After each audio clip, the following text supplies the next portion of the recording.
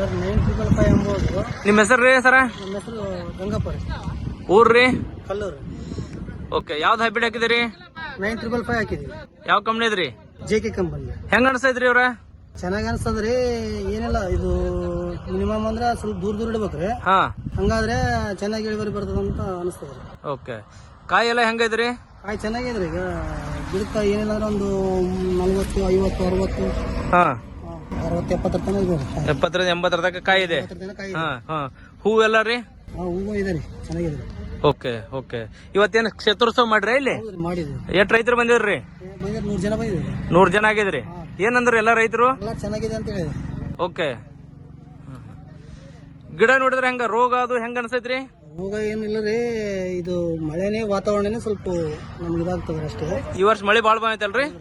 ಈ ಮಳೆ ಬಾಳ್ ಬಂದು ಉದುರೋದಾಗ್ಲಿ ಅಥವಾ ಏನಾದ್ರು ಬೇರೆ ಏನಾದ್ರು ಕಾಣಿಸತ್ತ ಅಥವಾ ಏನಿಲ್ಲ?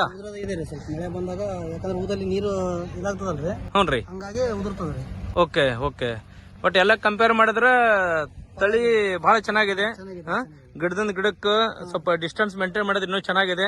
ಇದು ಗಿಡ ನೋಡ್ರಿ ಆಲ್ಮೋಸ್ಟ್ ಎಟ್ ಕಾಯಿ ಸರ್ ಕಟ್ತಾ ಇದೆ. ಓಕೆ. ಮತ್ತೇನಾದ್ರು ಎಲ್ಲ ರೈತರಿಗೆ ಏನ್ ಹೇಳಕ್ ಇಷ್ಟಪಡ್ತೀರಿ? ಎಲ್ಲಾ ರೈತರು ನೋಡಿ ಹೋಗಿದ್ದಾರೆ, ಹೊಲ ಚೆನ್ನಾಗಿದೆ ಅಂತ ಹೇಳಿದ್ದಾರೆ. ಓಕೆ.